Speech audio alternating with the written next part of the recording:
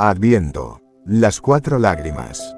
Neville Goddard, 26 de noviembre de 1963. El tema de esta noche es el Adviento. Y no me refiero a esa tremenda tragedia y gran Adviento que todos hemos experimentado este fin de semana pasado, porque ese sí fue un Adviento. Nota. Aquí Neville se refiere al asesinato de John F. Kennedy. Continúa sino al Adviento de Dios. Adviento es el término que se usa para designar la venida o la segunda venida de Cristo al final de los tiempos. El propósito de su venida es redimir al hombre de la rueda del destino, la rueda de la recurrencia. Hay un patrón definido por el cual se lleva a cabo.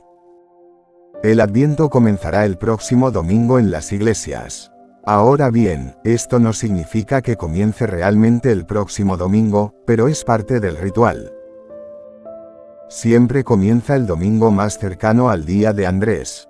El día de Andrés es siempre el día 30 de noviembre, y el domingo más cercano a ese día comienza la temporada de Adviento. Y dura 4 domingos y culmina el día de Navidad, el nacimiento de Cristo, porque Andrés fue el primero, en el más místico de los evangelios, en contemplar a Jesús. Andrés lo encontró primero y se lo contó a su hermano Pedro. Y así, en el día marcado como el día de Andrés, aquí viene la gran vigilia, es el anhelo por la venida del Salvador del mundo. Ahora bien, al hombre se le ha enseñado a creer que viene de fuera, y por la forma en que viene, al mundo le resulta difícil creer que haya venido. Así que Andrés, que lo encontró, no pudo haberlo encontrado en el exterior. Él nunca viene de fuera. La única manera de saber que vino es comparar lo que está sucediendo en ti con lo que se predijo en las escrituras antiguas. Vuelve y lee las escrituras antiguas, es decir, el Antiguo Testamento, y allí todo fue predicho. Pero no a través de un profeta en particular. Y de repente sucede en el individuo, y él encuentra en las escrituras antiguas la confirmación de lo que está sucediendo en él. Y él habla de la llegada de este gran acontecimiento. Así que el Adviento es la venida del gran acontecimiento. Es realmente una serie de acontecimientos donde se revela la estructura. Es la revelación de Cristo en el hombre, y esta revelación requiere una serie de acontecimientos determinados. Se cuenta simbólicamente. Y lo miraron, y luego rasgaron sus vestiduras en 4 partes y cada uno tomó una parte. Pero dijeron, no rompamos la túnica, porque es de tejido sin costura de arriba a abajo, echemos suertes para ver quién la recibirá. Juan 19, 23, 24. Y fueron 4 los que echaron suertes para ver quién se la quedaría. Siempre hay 4, porque el cuarto es el heredero de la siguiente revelación del templo. Porque el que comenzó en vosotros la buena obra, la perfeccionará hasta el día de Jesucristo. Filipenses 1:6. Ese día no está al final de la historia, está dentro de la historia. Sucede esta noche, espero que les suceda a muchos de ustedes, pero llega en el momento en que menos lo esperan, cuando el andamiaje se desmorona y se desgarra en 4 partes, y entonces se revela el edificio. Es el cuerpo inmortal el que llevarán. La misma identidad, ahora sin cambios de identidad. Pero con todos los cambios de identidad hay una discontinuidad radical de la forma. No llevan esta forma. Este es el andamiaje y es esto lo que se desgarra. Permítanme decirles que hablo por experiencia. No tengo cicatrices que den testimonio del desgarro, pero sentí, experimenté y observé el desgarro de este andamio. Comienza en la cabeza, y aquí el primer golpe es en la cabeza, un golpe enorme. Piensas que esto es todo, es decir, bueno, olvido. Pero no es olvido. De repente despiertas y no tenías idea de que estabas dormido. De repente comienzas a despertar por primera vez en la eternidad. Aunque eso se mide en tiempo, sientes que nunca antes has estado despierto. Blake lo llama un período de 6000 años, contemplo las visiones de mi sueño mortal de 6000 años deslumbrando alrededor de mis faldas como una serpiente de piedras preciosas y oro. Sé que soy yo mismo, oh mi divino Creador y Redentor. Jerusalén, lámina 96. Se contempla a sí mismo después de 6000 años del sueño más horrible del mundo. Así dijo, no os dejéis intimidar por el horror del mundo. Todo está ordenado y es correcto y debe cumplir su destino para alcanzar la perfección. Seguid este camino y recibiréis de vuestra propia alma una percepción aún más profunda de las eternas bellezas de la vida. También recibiréis de vuestra propia alma una liberación cada vez mayor de lo que ahora os parece tan triste y terrible. Blake a Max Beckman, mirando la pintura moderna. Así que, como pueden ver, el drama que se desarrolla aquí es todo el andamiaje. Alguien es destruido, se va del mundo, y alguien desempeñó el papel de destruirlo. Y luego es destruido. Toda esta confusión en el mundo, eso es todo el panorama exterior. Porque, el que comenzó en vosotros la buena obra, no en el exterior, en vosotros, la perfeccionará hasta el día de Jesucristo. Y Él revela en vosotros a Jesucristo. Solo hay un ser en este mundo que resucita y ese ser es Jesucristo. Como se nos dice en la primera epístola de Pedro, el primer capítulo, el tercer versículo, el renacimiento es a través de la resurrección de Jesucristo de entre los muertos. No hay otro renacimiento en el mundo y, sin embargo, todos deben renacer. Debes nacer de arriba, porque si no naces de arriba, de ninguna manera puedes entrar en el reino de Dios. Juan 3:3. Y el renacimiento viene en un solo aspecto, de una sola manera, y esa manera es a través de la resurrección de Jesucristo de entre los muertos. Entonces, ¿quién es Jesucristo de entre los muertos? Nunca se me ocurrió, a mí, criado como fui en la fe cristiana, que cuando me sucedió a mí se trataba de la resurrección de Jesucristo, por el simple hecho de que fui resucitado. Me despertaron en una tumba y la tumba era mi cráneo. Bueno, si me encuentro en una tumba debo haber estado muerto o alguien pensó que estaba muerto y me colocó allí. Y me colocaron allí hace 6000 años. ¿Es esta una extraña y peculiar recurrencia? ¿Es este un misterio en el que un hombre al final de unas pocas decenas de años aquí, y el cuerpo se descompone, pero él no lo hace? Es colocado en una rueda peculiar donde experimenta muerte y restauración, y finalmente redención de la rueda del destino, eliminando completamente a ese individuo de la rueda de la recurrencia. Y eso es lo que es, así que todos estamos en la rueda de la recurrencia, en realidad imitando el gran misterio de la muerte y la restauración. Entonces llega ese momento en el tiempo en que Dios, como se nos dice, nos resucita con su gloria. Y nos mira, y al mirarnos recibimos su gloria. Como se nos dice en el libro de Juan, glorifícame tú al lado tuyo, 17:5. Si Dios me glorificara, yo despertaría. Porque Él no se entregará a nadie más que a sí mismo, como se nos dice en el libro de Isaías, os he hecho pasar por hornos de aflicción. Por mi propio bien lo hago, pues ¿cómo podría ser profanado mi nombre? No daré mi gloria a otro. 48:10. Así que cuando el grito es, glorifícame tú al lado tuyo, estoy pidiendo a Dios que se me entregue. Él brilla sobre mí y al brillar sobre mí me despierta. Entonces, ¿por qué me pusieron en esa tumba? Escuche atentamente las palabras del capítulo 8 del libro de Romanos, y la creación fue sujetada a vanidad, no por su propia voluntad, sino por la voluntad del que la sujetó en esperanza, porque la creación será liberada de la esclavitud de corrupción a la libertad gloriosa de los hijos de Dios. Versículo 20. Es el gran misterio de la vida a través de la muerte, y yo, no voluntariamente, sino por la voluntad de aquel que me sujetó, fui colocado en una tumba y la tumba era mi cráneo. Luego, en esa tumba, aparecí muerto, pero fue un sueño profundo, y luego soñé el sueño de este mundo, el sueño más horrible del mundo. Así que soñé todos los horrores del mundo al que estaba sujeto mientras lo soñaba. Soñé que me disparaban mientras era presidente. Soñé que tuve el funeral más maravilloso y fantástico, donde todo el mundo lloró por mi salida de este mundo.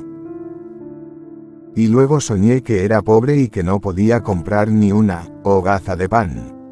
Y soñé que estaba mutilado. Soñé que era honrado, que era deshonrado. Y todos estos fueron mis sueños en este mundo. Al final, Dios se adelantó y, por su maravillosa misericordia, me miró. Y yo siempre me convierto en lo que me contempla, tal como yo me convierto en lo que contemplo.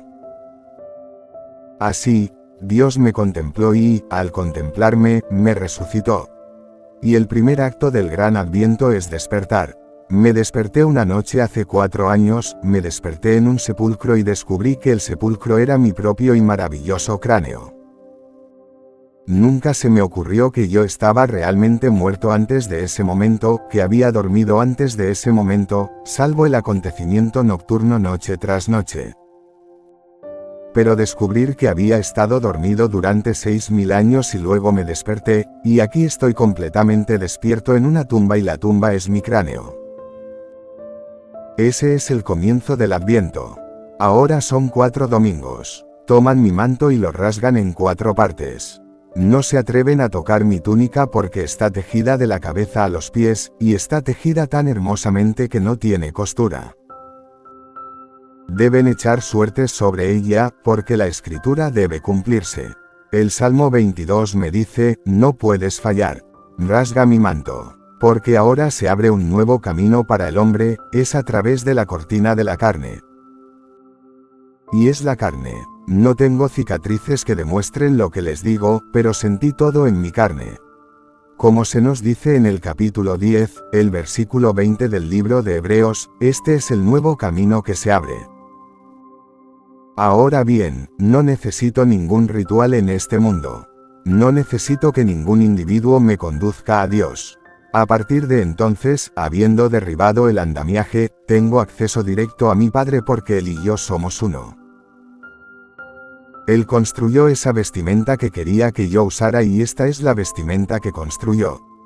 ¿Cómo puedo describirla? Tienes que experimentarla. Él tomó una vestimenta en la que yo estaba envuelto, una vestimenta animal y la transformó en la forma humana divina. Mi rostro permanece, lo que ves ahora, solo que elevado al enésimo grado de majestad. Las manos permanecen pero elevadas al enésimo grado de belleza y expresión.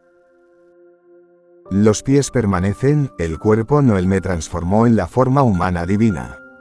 Ahora escuchen las palabras de alguien que no solo lo vio, como yo lo he visto, sino que tuvo la capacidad de contarlo como yo no he llegado hasta ahora para contarlo. Él fue el gran poeta Blake. Misericordia, piedad, paz y amor es Dios, nuestro Padre querido. Y misericordia, piedad, paz y amor es el hombre, su hijo y su cuidado. Porque la misericordia tiene corazón humano. Y el amor, la forma humana divina. Y paz, el vestido humano. Bueno, ¿cómo podría describirle a alguien la forma humana divina? Y sin embargo, me encontraba en presencia de la forma humana divina, y era amor infinito. El amor infinito me abrazó y me incorporó a la forma del amor infinito. Pero no puedo describir lo que es el cuerpo, no a satisfacción de nadie en el mundo antes de que lo experimente. Pero el rostro, sí, la igualdad de identidad pero un cambio radical en cuanto a la forma. Así pues, el Adviento es la revelación de Cristo en el hombre. Eso es lo que realmente es: se quita la cortina y se revela a Cristo en el hombre. Y se hace en 4 grandes desgarros en la carne. El primero es en el cráneo. Y se puede tomar de esta manera: cuando uno se despierta en el cráneo y luego sale del cráneo, lo que se llama el nacimiento desde arriba, es realmente uno. Tiene lugar en una noche. El segundo es una explosión fantástica, y entonces llega el momento en que sabes quién eres. Ese segundo acontecimiento revela quién eres realmente. Y se necesita que el Hijo revele al Padre, y el Hijo aparece y te llama Padre. Entonces y solo entonces te das cuenta de quién eres. Que Dios cumplió su promesa de darse a sí mismo como si no hubiera otros en el mundo, solo Dios y tú, y ahora, porque se dio a sí mismo, solo tú porque eres Él. Antes de ese momento no sabías cómo serías, pero sabías que cuando Él apareciera serías como Él. Y así, cuando su hijo apareció, tú eras el Padre. No sabías cómo serías, como nos dice la primera epístola de Juan, el capítulo 3. Todavía no se ha manifestado cómo seremos, pero sabemos que cuando Él se manifieste, seremos como Él. Versículo 2. Y nadie puede revelarlo sino el Hijo. Así que el Hijo aparece en tu mundo y te llama Padre, y entonces sabes que eres como Él. Tú eres el Padre porque el Hijo te llama Señor, te llama Padre. No tienes ninguna incertidumbre en tu corazón sobre la realidad de lo que está sucediendo en tu mundo. Esa fue la segunda rasgadura de la vestidura. Luego viene el tercer desgarro. Él te dice, vendré de esta manera, la tierra temblará y toda piedra se partirá en dos. Mateo 27:51. Ahí es cuando vengo, ese es el tercer desgarro. Y cada piedra se parte realmente, cada segmento de tu columna vertebral se parte completamente en dos, y los ves separados por centímetros, cumpliendo el capítulo 27 de Mateo. Él vendrá y cada piedra se partirá, y habrá un terremoto. Nunca has sentido nada comparable a eso. Ese es el tercer desgarro. La cuarta es cuando te quitas la prenda por última vez. Porque entonces, cuando realmente te la quitas, la túnica que está hecha sin costura, tejida de arriba a abajo, es tu prenda inmortal.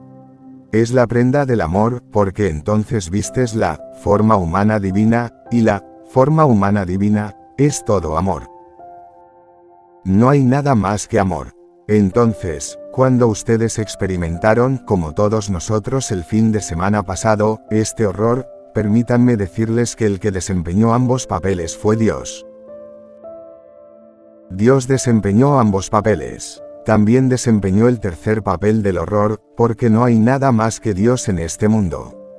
Y al final, cuando baje el telón, Dios, que solo actúa y está en todos los seres existentes o los hombres, nos llamará a todos juntos porque estamos incorporados al cuerpo del amor y revelará el significado de la obra. Y los 4 actos habrán terminado.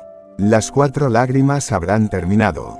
Entonces, en algún maravilloso quinto acto, Él mostrará el propósito de estos 4 actos. Porque entonces ustedes y yo, aunque identificados en cuanto a rostro, sin pérdida de identidad, pero con este cambio radical de esta forma inmortal, representaremos el quinto acto. Y, oh, ¿qué acto?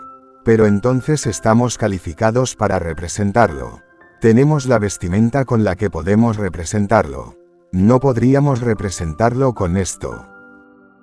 Se necesitan esto, la estructura externa, para representar este así llamado horror del mundo. Ahora bien, no estoy especulando. Les estoy dando y compartiendo con ustedes mi visión. La he experimentado, pero no puedo describirla de ninguna manera, salvo con palabras.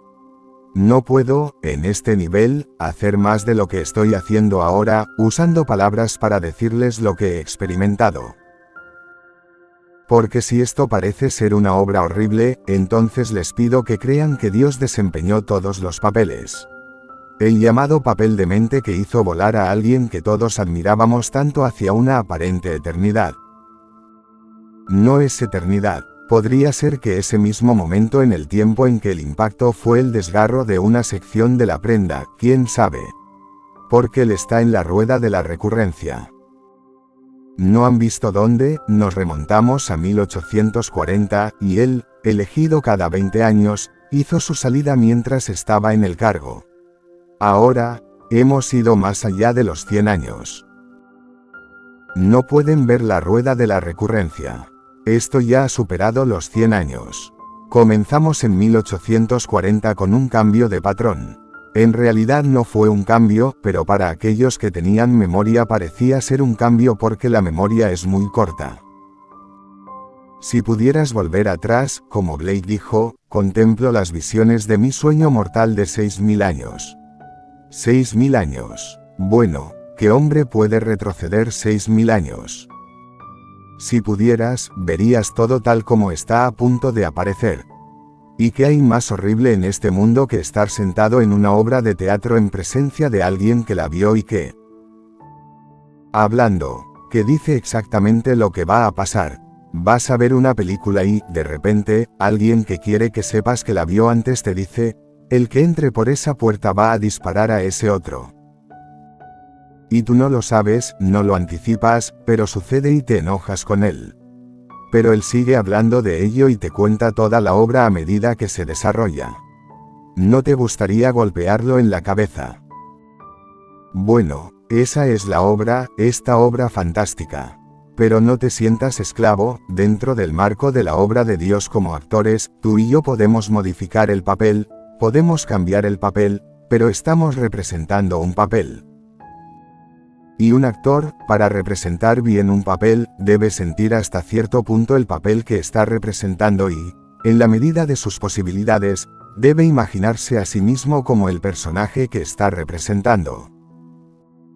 Y, por tanto, yo estoy representando un papel. Me dieron el papel. Me quedé en el drama en lo más profundo de mi alma y eché suertes por su túnica, y obtuve el cuarto papel. Así que vine al mundo representando el cuarto papel y tuve que representar lo que estoy representando. Todo esto se remonta a aquel que se llama David.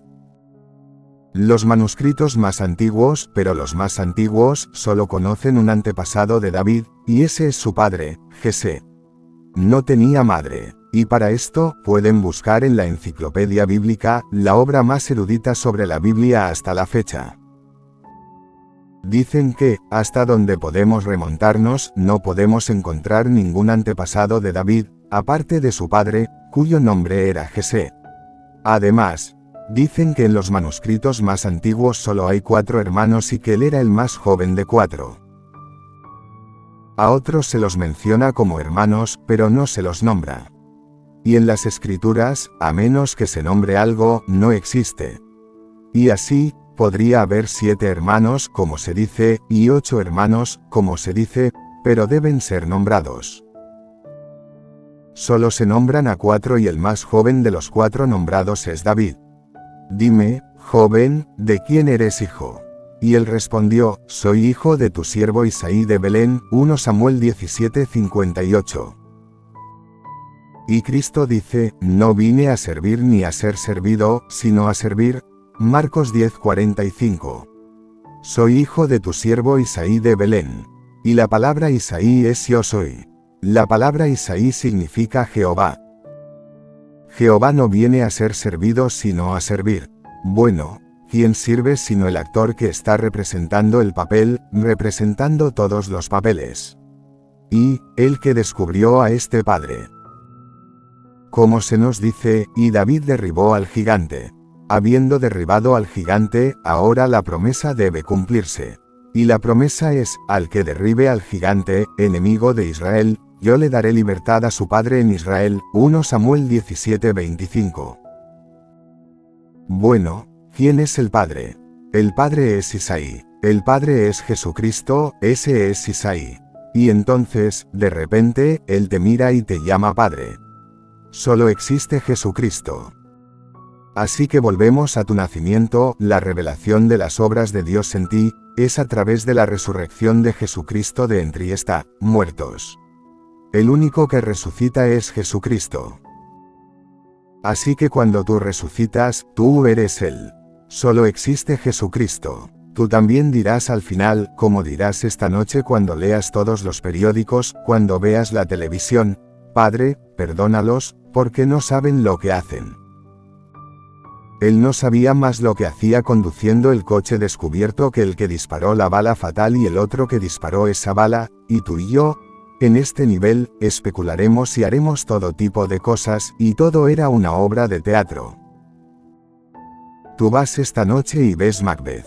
Y sentado entre el público conmovido por la emoción de la obra cuando ella quiere que se borre esa mancha, y tú en la obra llorando por lo que ha hecho y por lo que incitó a su marido a hacer, esperas que nunca en la eternidad se borre. Esperas que esa mancha permanezca en esa mano como un recordatorio de su violencia, la horrible ambición que resultó en ese asesinato inocente. Pero el telón baja, y realmente no quieres que esa mancha permanezca si sabes que ella es una gran actriz. Solo quieres que permanezca en el papel que interpretó, pero no en la actriz que lo interpretó. Pero mientras estás lleno de emoción, quieres que permanezca. Bueno, en esta maravillosa obra nuestra quieres que esto se apague y que aquello se apague, y todas esas cosas, solo porque no sabemos que es una obra. Pero les digo por experiencia propia que esto es una obra, la obra más gloriosa que Dios pudo concebir. Y el propósito de ella era crear en nosotros una estructura inmortal, la forma humana divina. Y la forma humana divina es todo amor, no hay nada más que amor. Un día, yo profetizo, todos en este mundo, los locos de hoy, los imbéciles de hoy, todos desempeñarán todos estos papeles. Pero un día, no estarán desempeñando estos papeles, y serán llevados a la presencia del amor infinito. Él los abrazará, los incorporará a su cuerpo. Y al final, cuando baje el telón y la obra termine, todos llevarán la forma humana divina. Y todos tendrán el corazón de la misericordia, todos tendrán el rostro de la piedad, y todos llevarán el vestido de la paz. Pero la forma en sí será la forma humana divina, y esa forma es amor infinito. Así que os pido que no desesperéis. Sé que esta noche todo el país está perturbado, tal vez no esta noche, pero sí anoche, y se pregunta. Y por eso, para repetir a Blake, no os dejéis intimidar por el horror del mundo. Todo está ordenado y correcto y debe cumplir su destino para alcanzar la perfección. Seguid este camino y recibiréis de vuestra propia alma maravillosa una percepción aún más profunda de las bellezas eternas de la vida. También recibiréis un alivio cada vez mayor de aquello que ahora parece tan triste y tan terrible. Lo haréis. De repente despertaréis de todo ello y veréis la razón detrás de la obra, y la los permitiréis. Aunque el rostro será vuestro para siempre y para siempre, la forma por esta horrible obra se transforma en la forma humana divina. Y esa forma es amor infinito. Mientras tanto, usa la ley de Dios. Úsala para crear y modificar todas las cosas de este mundo. Crea las cosas que quieras y amortigua los golpes de la obra. Porque, como actores, puedes actuar de manera diferente, la misma obra, el mismo papel, pero lo harías de manera diferente, sin el golpe que sería el golpe inevitable si no usaras la ley de Dios sabiamente. La obra, el papel que estoy interpretando usando esta ley y interpretándolo sabiamente, todos pueden hacerlo. Y tú interpretas el papel sabiamente cuando usas tu imaginación con amor en beneficio de ti mismo y de los demás. Que cuando escuchas la historia más horrible, la revisas. Cuando escuchas algo, lo revisas. Todo eso está permitido dentro de la obra, no cambia el resultado de la obra. Dios planeó todo como ha resultado y cómo se consumará. Como se nos dice en el capítulo 14 de Isaías, he planeado, lo que he planeado permanecerá, y mi propósito es para siempre, versículo 24. Lo he planeado tal y como es y mi propósito es para siempre. Nadie lo cambiará, léelo con atención y lo entenderás. Pero al final, cuando el cadalso baje y el edificio quede al descubierto, no puedo contarles la gloria de ese edificio, porque es la gloria de Dios. No puedo decirles lo que es llevar la prenda de amor, y sin embargo, esto permanece hasta el desgarro final. Hay 4 lágrimas y nadie recibe la cuarta hasta que sale de este mundo, luego viene la cuarta. Todas estas otras cosas aparecen, como la paloma, y todas estas cosas que son parte de la historia eterna, todas aparecen para mostrarles cuán verdadera es la historia. Pero el cuarto desgarro, cuando la prenda se rasga en 4 partes, y luego otros echarán suertes para que la prenda que no se rasgue desempeñe ese papel. Porque el cuarto es el que entra por la puerta. Y tal vez esta noche usted sea ese cuarto. No puedo determinar de ninguna manera quién ganará la prenda, pero Dios sabe exactamente cómo está desarrollando este fantástico drama. Así que léelo con atención. Solo un pariente y el pariente era padre, nacido sin madre, engendrado por Dios, engendrado del Espíritu y no de carne y sangre. Y el ser engendrado es amado, David.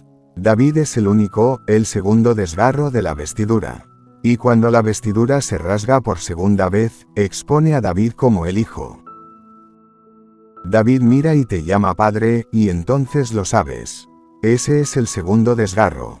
Y luego viene la tercera lágrima y tu salida de Egipto, donde de la manera más fantástica puedes tomar la impresión de Dios. Porque solo si estás en el estado de oro fundido puedes tomar la impresión de Dios. Y así, estamos tomando el sello de Dios. Pero no puedes tomar el sello que viene sellado sobre cera o sobre arcilla. Pero entonces la cera o la arcilla deben estar en un estado fundido para tomar la impresión, y entonces ves el oro, y tú eres eso. Entonces, de repente el oro se vuelve serpentino, y sube por el eje de lo que anteriormente estaba dividido. Te mueves hacia arriba por el eje de tu propia médula espinal y aquí tomas la impresión sobre el rostro de Dios. Pero Dios mora en Sión y Sión es tu cráneo, y es allí donde vas.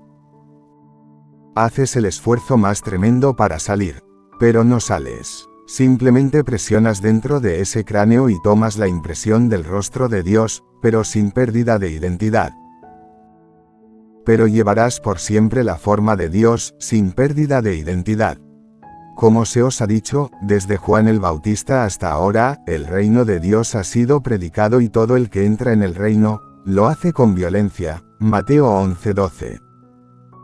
Y permíteme decirte que nunca has conocido tanta violencia en tu vida como en ese momento en el tiempo cuando asciendes con un poder que nunca antes habías sentido. Pero ese poder empuja dentro de ese sello y tomas el rostro de Dios. Pero no te será revelado hasta la última lágrima, que es el quitarse la vestidura. Así que lo que has heredado, tu estado celestial, no puede hacerse real o, al menos, no es plenamente realizado por ti mientras sigas usando esto, esperando la última lágrima.